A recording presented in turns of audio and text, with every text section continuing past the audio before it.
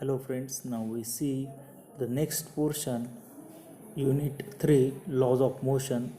First point, center of mass, characteristic of center of mass, coordinate of the center of mass. Center of mass. What is the meaning of center of mass? Definition. It is the point of a body at which whole mass of the body is supposed to be concentrated in order to study the motion of the body due to external force in accelerated with Newton's law of motion. Explanation. A particle can execute three types of motion independently. They are linear, rotational and vibratory motion. There are three different types of motions are there: linear motion, rotational motion or vibratory motion. It is easy to deal one kind of motion of a particle because the particle can be represented by a point and the laws of motion can be applied to the point. However, even extended bodies of or solid objects can execute these three types of motion either separately or simultaneously. It is not easy to deal with an one kind of motion such as solid body because it is collection of millions of particles held together by internal forces. Therefore, describing the motion of a body or a system of large number of particles, a point in the body must be identified. Then it is easy to describe any motion of the body in terms of this point called center of mass.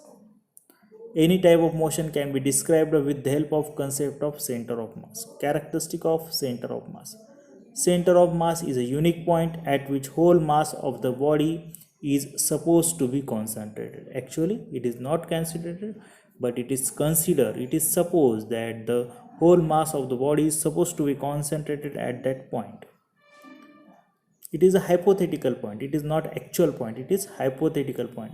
Total mass of the body is supposed to be mass of the unique point, which is practically non-possible. Some uniform distribution of mass and symmetrical bodies, center of mass and geometrical centers of the coincides.